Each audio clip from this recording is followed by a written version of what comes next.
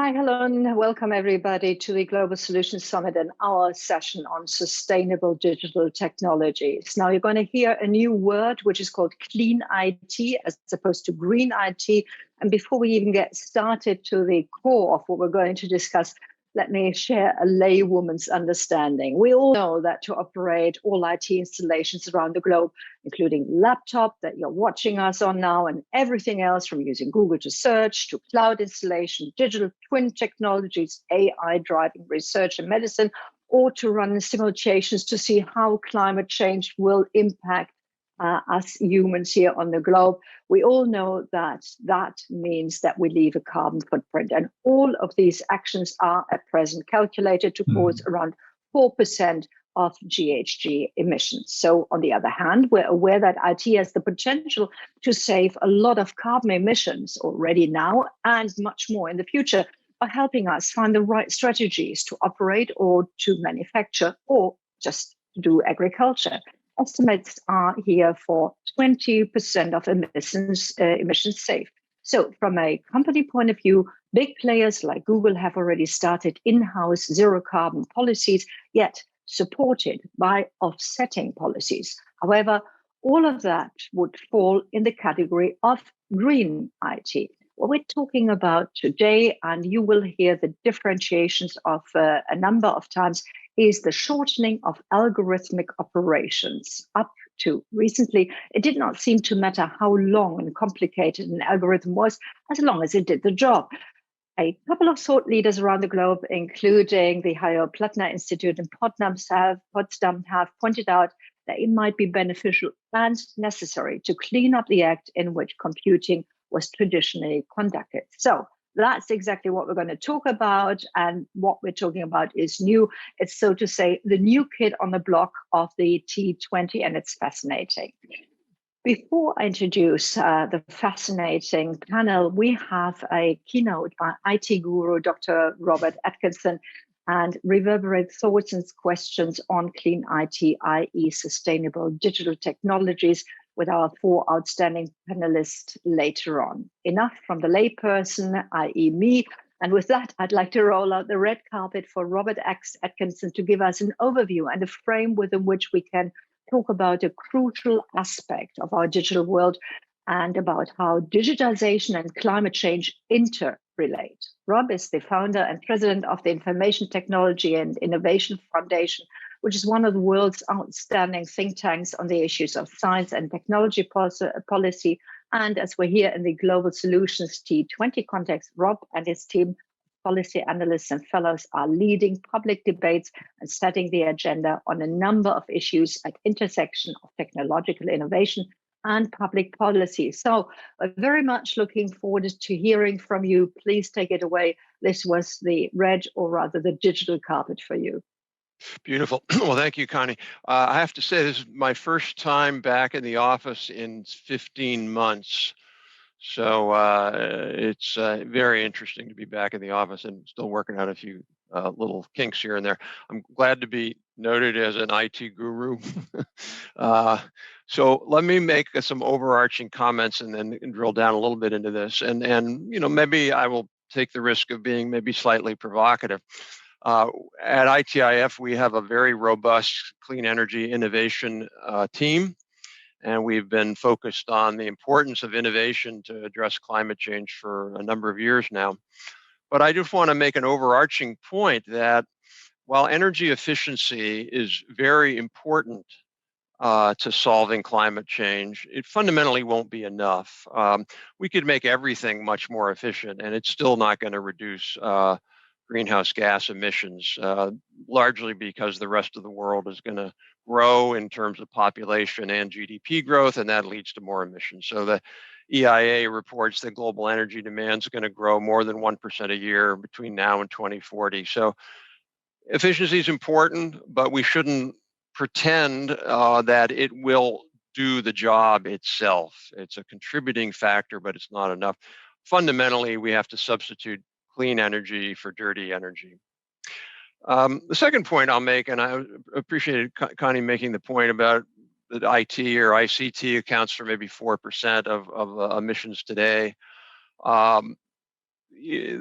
that's important to understand. A lot of folks out there have vastly overstated this. There was a study done by Peter Huber back in the Clinton years, and he said that essentially data centers were going to use more electricity than, I don't know, like 25% of the economy. It turns out that was completely wrong. We did a recent report at ITIF looking at energy, sort of myths around IT and energy use. And we found a lot of the claims actually overstated the energy and carbon impacts of ICT by a factor of 10. Now, serious analysts don't do that, but it gets out there into the popular realm, and I think distorts the view. So, for example, there was a group called the Shift Project, and it estimated that the emissions from using video were turns out to be their estimates were over 50 times higher than what the IEA and a group called Carbon Brief said. It was like distorting it by 50 times. There's another claim that this YouTube song, which I don't even know what it is, but Despacio, I guess. I should ask my 14-year-old daughter what that is, but some song. It said that not just some song. It's a great song. Okay, I've probably heard the song, but don't know the name. Some people said that YouTube views, or one group said that YouTube views of that song consume more electricity than 5 African nations. No, that is just nonsensical. And I think it's important to understand, as Connie said, there has been progress, although we need continued progress. But since 2002, compute has increased 6-fold, data center IP traffic 11-fold, data center storage capacity 25-fold, but energy use of data centers has remained flat. And that's because as demand has gone up or use has gone up, efficiency has also gone up to keep it flat. So I think it's also important that within IT, there have been significant improvements. The EIA, for example, lists data centers and networks as only one of 7 key sectors out of a total of 45 overall sectors that's on track to meet its greenhouse emission goals. So the IT industry has done a fairly good job. For example, Greenpeace identified 20 internet companies. Kind of, you mentioned Google, but Facebook, Apple, they've all made, or many of these 20 companies have made 100% renewable energy commitments. So even if their data center energy consumption goes up, it's going to be powered by zero carbon energy. Microsoft, for example, has committed to being historically carbon neutral by 2050. I think that may be the first firm, but I could be wrong. But what they mean by that is that they will not only be emitting no carbon net in their operations, but they will have, by other means, maybe carbon capture or other things, they will actually have taken out all of the carbon that they've emitted before that date. So that's pretty interesting. Also, we all know about Moore's law, doubling of computer speed every 18 to 24 months, falling in price. But there also is a similar dynamic in IT and compute. The number of computations that can be performed per kilowatt hour of electricity essentially been doubling about every 1.5 years. And then finally, Connie and Ann alluded to that, it's important to look at net emissions. So sure, we use IT, but I mean, we're all using IT now, and I guarantee I'm using a boatload less energy than if I were to fly to someplace, even flying to New York from here, certainly flying to Europe. So we're using energy, but we're using a lot less energy in the digital world here than we would in the atom world. So just to use an example, shifting from a DVD viewing, which I guess some people still do, to video streaming would reduce global energy use by 30 petajoules. It turns out when you buy stuff from an e-commerce retailer and you get it delivered, it saves energy compared to if you had gone out and got it yourself, particularly in a country like the U.S. where there's lots of cars and stuff. So I do think that means that we should be careful about potential trade-offs between precision and speed and throughput in data algorithms and energy. So, if we can find, well, I shouldn't say that. There are many cases where you can design algorithms and other software systems that are more energy efficient, where you get the same performance, you get the same complexity of data sets, you get the same speed. Those are obviously all no-brainers. Yes, we should do that. I think, though, we should be careful about how much are we willing to spend, if you will, on energy efficiency, where there could be a potential trade-off of performance in the IT system or the software AI system. Now, I'm not saying that there are going to be, or inevitably. I mean, that's one of the reasons why I think it's so important that both companies and ecosystems and governments, put more efforts into sort of, if you will, more energy efficient computing, more energy efficient algorithms. I think that's super, super critical. But I don't think we quite know enough yet there of how much of that is trade-off and how much of that is, if you will, quote, a free lunch. I'll just close by saying there was a study published in Science Magazine last year that found that there were still enormous opportunities for continued efficiency improvements in software, algorithms as a component of that, and also application-specific hardware. There's still enormous opportunities to reduce energy there, so we haven't come anywhere close. We don't seem to be exhausting the possibilities there, and so continued work there, I think is critical. So with that, I'll stop, and I look forward to the discussion. I again apologize ahead of time. I've got to leave a little bit early for another panel that I'm on, but I'm looking forward to hearing the discussion. Thank you.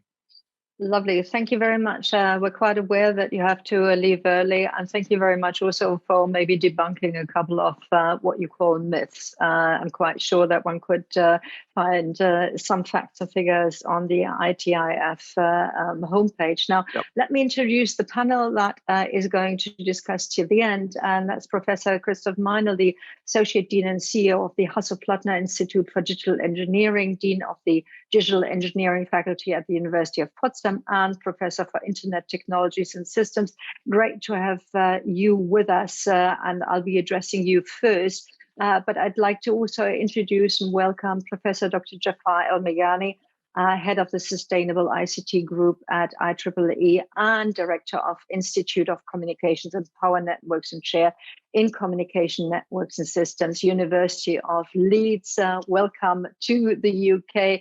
And Mei Lin Feng, Chair and co-founder of the People-Centered Internet. Mei Lin has taken a big step and co-founded this with Vincert. Now she is the chair, and it's all about the internet of the people, the internet by the people and for the people. We're going to come back to that in a moment. Thomas Sauer-Essig, last but not least, member of the executive board of SAP, and he leads the project engineering, has global responsibility for all business software applications.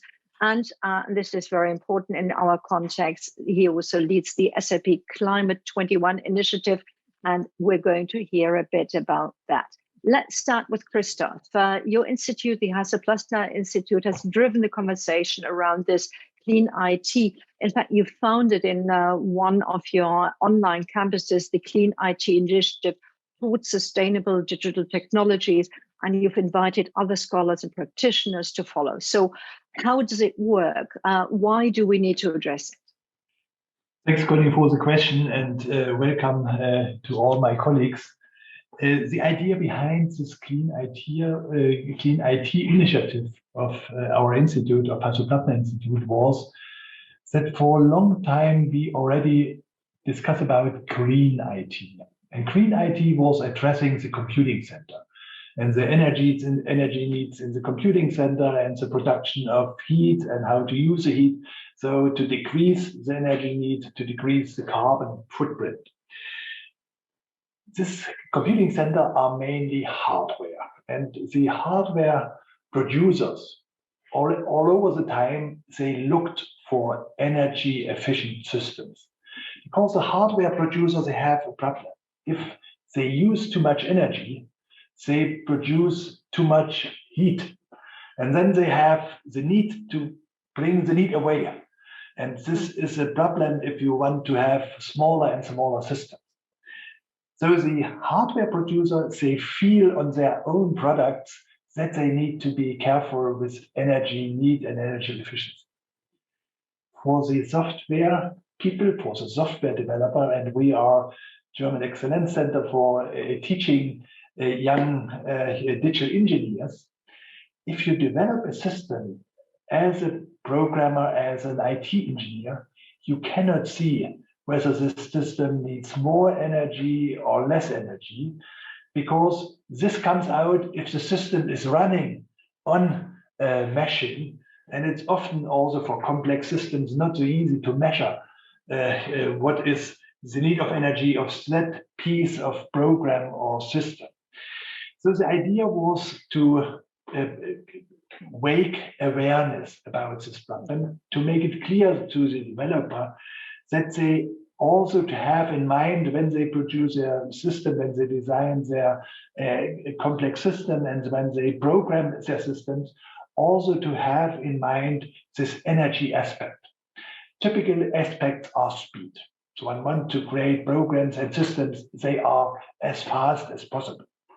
So here the developers and the architects are very focused. But on the energy aspect, in the past at least, they were not focused. And if the program is designed, one cannot change a lot. So one have to think about this aspect in the way when it's designing such systems. So this was one of our thoughts, because we see digital technology as a key to reach almost all of the sustainable development goals. But contrary to that, digitalization needs a lot of energy, has a big carbon footprint. So there are some studies which say that the carbon emission of digitalization is twice as much as all the global air traffic. So it is counted above 4% of all the energy need if we look for modern systems like AI models. To train an AI model, at least as we do it today with a huge amount of data, then such training of an AI system needs, there's also a study from MIT about it produces the same carbon emission like 300 flights between New York and San Francisco. Let's not debate about whether it's 300 or 28. It's clear it's a huge amount. And so we want to get researchers interested to think, can we produce IT models, IT systems, create IT KI systems, AI systems, artificial intelligence systems, models, which can have almost the same accuracy like the recent ones, which we consider in research, but use a lot, have a lot lower energy amount and need. So this is that we discuss with our researchers. And when we start, we discuss with colleagues from SAP, here is Thomas Sauer-Essig, Min Ling, we already discussed this for a while with our colleagues from IEEE, whether we can develop something like a paradigm like sustainability by design. We discuss such things in the case of cybersecurity, privacy or security by design, but also to have this sustainability by design aspect in mind.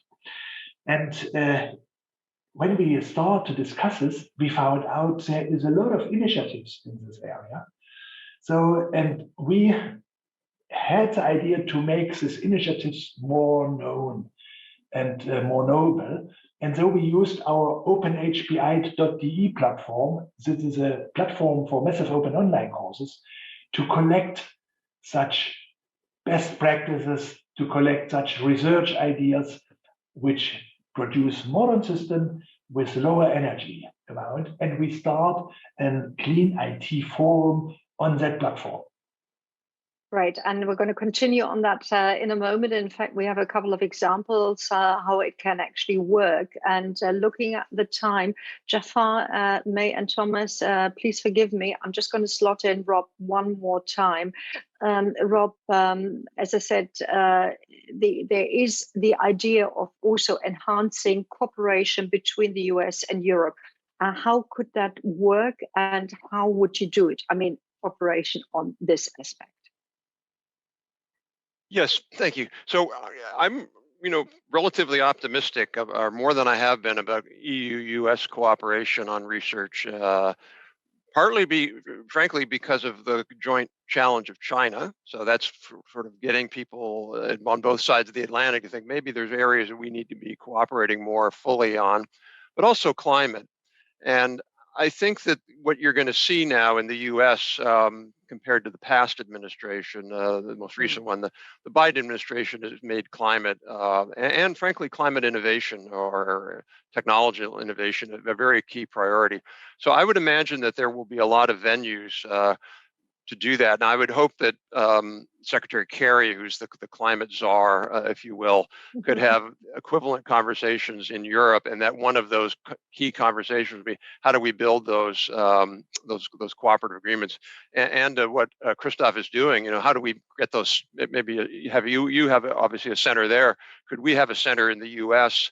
that we also build up, and then there's a lot more, joint work and division of labor. You work on maybe one part, we work on another part, but I think that's a critical thing to go forward. The other thing also is to engage technology companies on both sides of the Atlantic too, to be fulsome partners in such an initiative.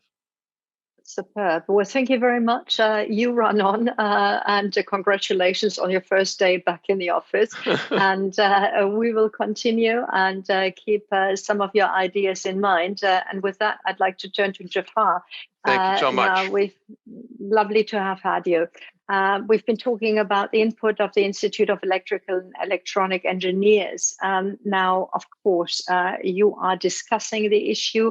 And as with anything where new thinking comes in or new questions come in that then will hopefully have new results, the question is, of course, of standardization. Are we already in a phase that we do need to think about standardization? Yeah, thank you so much for this. As you know, the Institute of Electrical and Electronic Engineers is a big think tank that spans the whole world. It has got about 400,000 members and covers many technical areas. So there will be computing and society in computing, society in communications, society in signal processing, and also in the verticals, so in vehicular technologies and so on. And therefore, there is a lot of depth of knowledge within IEEE, the Institute of Electrical and Electronic Engineers, in terms of developing both the hardware systems and so on that are needed to make IT clean, but also the software systems that run over these hardware platforms. And IEEE is very well known for leading and pioneering many standards. So, for example, people will be familiar with IEEE 802.11 that we would refer to as Wi-Fi, and IEEE 802.3 that we refer to as Ethernet. And therefore, with that kind of very established background in standards, this is a very good time for IEEE to start introducing those standards, and it has done that already.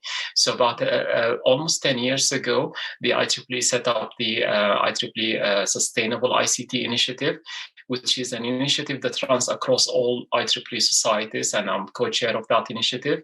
And the idea is that it will bring many of the innovations that are done by the members in the individual societies together to see what impact this can have on the global picture. And it carried on work that Green Touch, a big consortium before, did. And currently we have already started introducing such standards. So there are 9 standards that are currently being developed, covering things all the way from data centers to telecommunication networks, to also measuring the equivalent of your carbon footprint. And I guess we are all familiar with the concept of green labels and so on, and maybe in appliances and so on. But it would be good to be able to have something like that is standardized without claims, but accurately actually measured, where every time you run something online, you know exactly what was your carbon footprint. So it's a very good time for IEEE to do that, and it is doing it now. Thank you very much for your input, and certainly thank you very much for being short and precise. One of the main questions I have for you has to come later, because it's got to do with sort of north-south, those who are a bit more advanced and those are sort of not so advanced as far as the internet is concerned. But right at the moment, let's focus on what kind of research do we still need. And can I just also add a question? In many other areas of digitization and responsibility, it's always put on the feet of the consumers. Right at the moment, this seems to be something that is still a debate amongst experts. Is my perception correct? Yes, it is. And I think the opportunities for technical... Oh, sorry, that was for me. Yeah. Maybe I didn't. I can come back. But you can give half an answer, and then it's May's turn. Okay. Yeah. I just wanted to point one example very quickly in terms of innovation. So the first supercomputer that was able to beat a world chess champion used about 2 megawatts of power. The human brain is about 40 watts. And this tells us we already have about 4 orders of magnitude, maybe 5 orders of magnitude of improvement that we can do. And I think that is just a food for thought. Thank you, Jafar.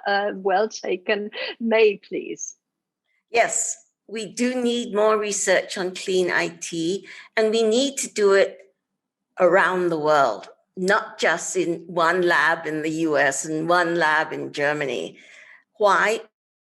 Because many countries in the world are embarking on rapid digitalization that's been catalyzed by the COVID crisis. All this online working from home, every country is undergoing digital transformation. We don't want another plastics problem. The rush to use plastics without sufficient guardrails has created an epic cleanup problem for future generations. So we have to make sure that clean IT avoids having a clean up problem for IT in the future. And so what's the research that's needed? 5 words I give you: a directory of people doing research on clean IT, a glossary of terms that people around the world working on this can use the same terms, the same metrics to clarify what's really making progress, a network of reputable people sharing and competing across the world for better clean IT. And finally, for the people, community labs that assures that IT does no harm. IT is not clean if it harms the children. Research partnerships can generate fast advances. But how can we do that? We should use existing platforms and mechanisms that already connect experts, industries, non-government organizations, government agencies, and grassroots holders. And so I want to echo Jafar. I think he's bringing forward a really great idea. The IEEE already is in 160 countries working to advance technology for the benefit of humanity. Now, I've got involved in the IEEE's sustainable infrastructures and community development, which could be a scaffolding for the G20 initiative on clean IT to coordinate community action labs and research. Because we've got to make sure that clean IT is the norm, not just in Silicon Valley where the apps are done, but everywhere where IT is being designed and coded. So I think a G20 research directive towards clean IT plus the IEEE network can be a clean IT research rocket booster.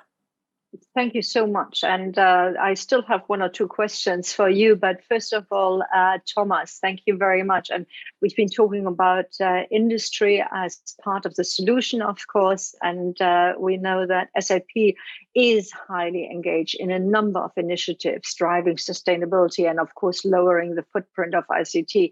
So what are you doing? What do your, let me say, co-creators in the market, your competitors, have to contribute to clean IT?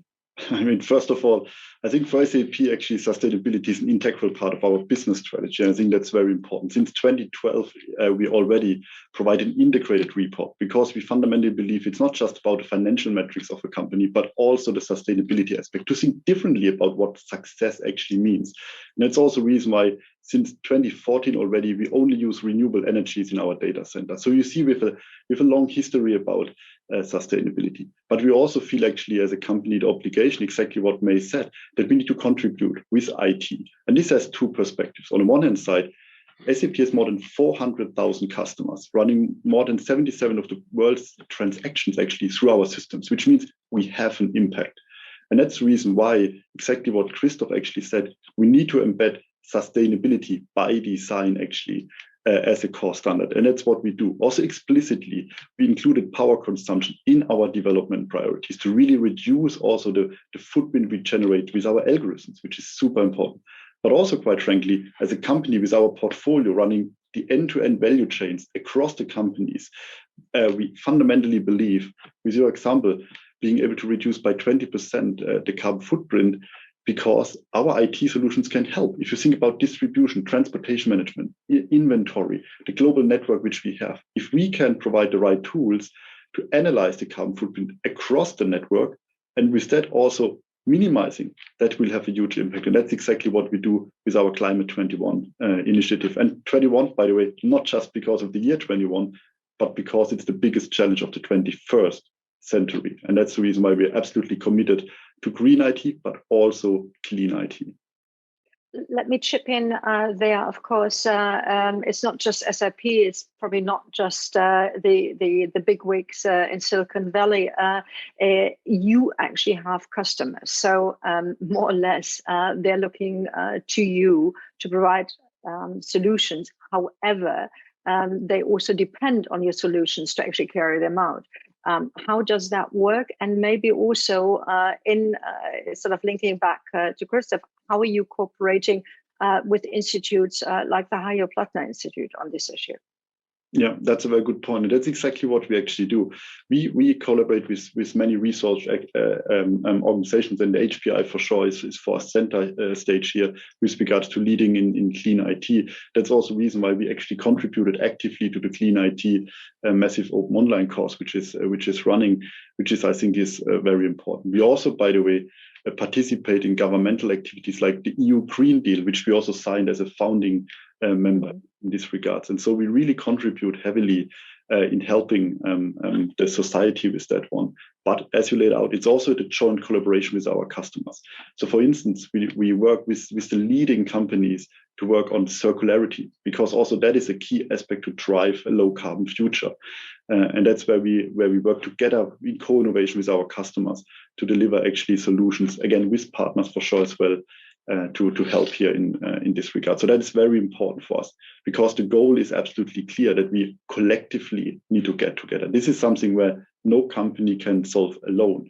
And we are very well aware. And that's the reason why we are looking for partners, why we're looking for the collaboration, but also why we're really committed to the United Nations Sustainable Development Goals, why we committed to scientific-based targets as a company, and to really do that in a collective action between academia, the companies and enterprises, but also the government, which certainly also needs to contribute in this regard. Thank you so much. And that sort of paves the way to the Hajo-Plattner Institute. This cleanup problem that May sort of put out there. A long time ago, I had an event with Joseph Weizenbaum, and he talked about a lot of the IT systems sort of having a lot of holes, and then the holes were patched. So in the end, you'd have more patches than holes, which of course then makes the system slow. I mean, that was like 20 years ago. So what's the situation today? Do we have to sort of reinvent programming, engineering? You're the experts. For the production of IT system, Thomas is a specialist, because they produce this for the big market, and on the big market, the many customers that uses feel this. What for us is in the moment the main point is, I think the production is very professional today. Also, we need updates and other things. But the problem are the new technologies. I mentioned AI systems. We are very happy to be able, with such techniques like deep learning, to produce effects that look really intelligent. Many years ago, we spoke about AI, but it was not really intelligent. But now they can realize images, they can understand this, they can help us to translate languages from one language to another. And with these technologies, they need to be trained a lot of energy, at least at that development status we have. To mention another of these new technologies, there's Bitcoin, the blockchain technology, which brings a lot of new functionalities and new possibilities. But how it is working today, it needs too much energy. Only to say the emission of Bitcoin mining, block mining, is the same like the energy that's needed by a city. So we have to push research forward to get the great new functionalities which is provided by such new IT technology, but to a lower price, at least in the energy need. And there is a lot of research. And here also organizations like IEEE come into place, because to bridge between research and then industry and production by defining standards which have also in mind such kind of aspects like sustainability. And also to bring Medellin into our group, they is looking for the social aspects, of this new technology, which new technology has not only an impact of business, but also in our everyday life. And so I think it's a great group to discuss such effects. And we're glad that we have a forum here to discuss it. So I'm sort of torn between bringing Jafar in or May, and let me sort of continue with Jafar, if I may. You have already mentioned sort of standardization is necessary. There are already a couple of things out there. You mentioned those 9 points. Where do you think are the first-hand applications? And we've just from Christoph, AI. Bitcoin is under attack right at the moment anywhere. I mean, even sort of in the normal public press. But where do we sort of need to look for proper application of sustainable engineering, of sustainable IT? It is very interesting, and I think that has got to be driven by the goal that we're running after. So if the overall mission is to try to reduce the carbon emissions and to reduce the impact of IT on the planet, then we need to go after these high emission and power consumption elements. But also there are many opportunities in designing the hardware in a better way. So there are already ideas and implementations trying to go away from data centers or clouds to what is called fog, as you know. So fog is closer to the ground. So this would be small mini data centers very close to the end user. So bringing them almost as close as to the edge of the network, to the curb, close to homes, close to businesses, and so on. And therefore, you reduce the journeys all the way going to where the processing has to be done. And that reduces power consumption a lot. Then there are obviously issues around how much more do we need those systems to be intelligent. So, for example, there is a lot of work and hopefully standardization to follow on reducing resolution, for example, not resolution of images, but how many bits you need, for example, to represent given samples, and therefore reduce the computations in that way. And I mentioned earlier on, although this is like a holy grail long term, that biological systems can be and can become a lot more energy efficient than silicon or other elements, carbon or silicon, and therefore there are opportunities in going in those directions as well. Okay, I just put myself on silent because talking about automated systems, they also happen in flats, and my line was going up because the wind was going too strong. So, and I didn't want you to suffer from noise. Now, on the way to May, I'd like to share with each and every one of us, and maybe our technicians can actually get it started, one of the examples of how it can actually look in the lab. And it's just a short clip. So please start the video now, if you can. Data centers are at the heart of digitization. Cloud applications, streaming, complex simulations, everything runs in data centers. But the ever-increasing energy consumption that results is a significant contributor to the global carbon footprint. In the first round of experiments, we at HPI have discovered that if we route the right computational problem to the right computation source in a heterogeneous data center, we can decrease the energy consumption of a computation task by up to a factor of 10.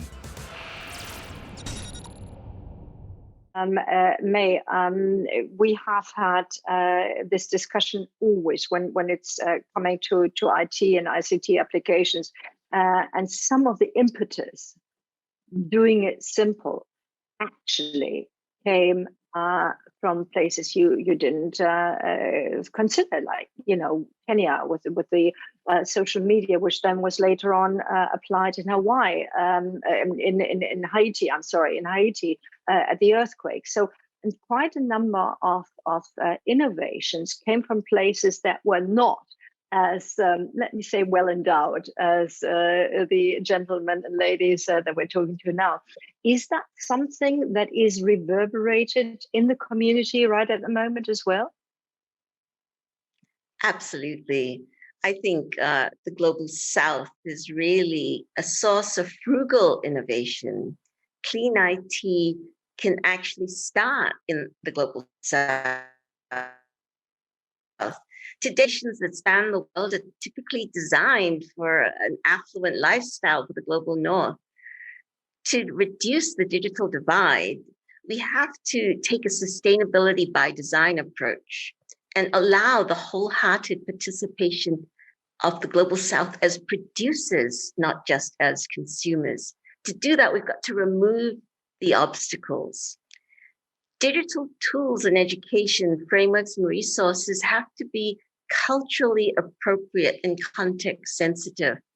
Then we can welcome the Global South in a way that makes sense to them to actually be innovators in this and to bring that they've lived in frugal areas. They are designing their own lives to be sustainable because they can't afford any other way of living. So just as we engineer electrical utilities to operate through storms, we have to think about the obstacles, large and small, that are stopping the Global South from participating fully. How can we think of digitizing as a utility that the Global South can access? We did it for electricity. In fact, the IEEE helped to make it happen for electricity. Can we have digitizing as a utility that the Global South can take up? Naysayers claim that the quest for ROI requires the Global South has to just be like the Global North in order to join us on the digital frontier. I call that digital colonialization. The fashionable list of investable gadgets and apps in entertainment, the gig economy, and social media is geared to producing startup unicorns that employ few and increase an already severe digital and income divide. So we've got to actually find ways to increase sources of funding for small, medium enterprises in the Global South, for inclusive innovation, going beyond entertainment to achieve thriving families, children, the elderly, the disabled. We can do so much more. And I look forward to the Global South leading the way on these things. But funding should mandate that the small, medium enterprises use clean IT and green IT in every digitization area. And the Global South should demand a clean IT stamp on everything that's used there, because we can avoid an epic cleanup for our children. May, terribly sorry, I have to interrupt you because we're really sort of getting towards the close. 45 minutes is gone very quickly if you enjoy yourself. Now, if you can do half a sentence, Thomas, because we have one question from the audience, and at least that way we can bring the audience in. What does business expect from politics, in particular the G20, in order to make a successful transition? And maybe that sort of just in a nutshell, please. Unmute.